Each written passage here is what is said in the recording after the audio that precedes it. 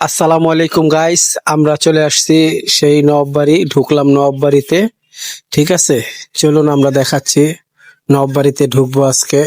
নবাববাড়ি জাদুঘর অনেকদিন ধরে বলতেছিল, বাবা কোথাও ঘুরতে যাব ঘুরতে যাব, তাই আজকে নিয়ে আসলাম ওকে ঘুরতে নবাববাড়ি জাদুঘরে।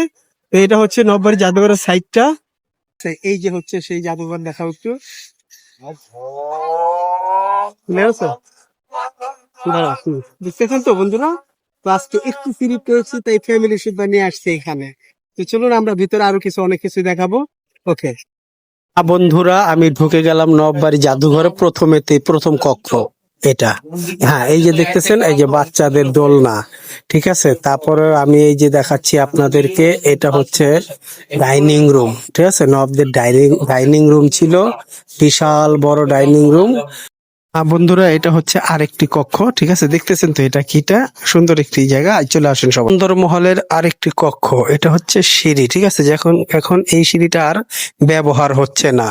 এই যে দেখতেছেন এখানে ঢাল তলোয়ার সবকিছু। হ্যাঁ, আমরা বের হচ্ছি।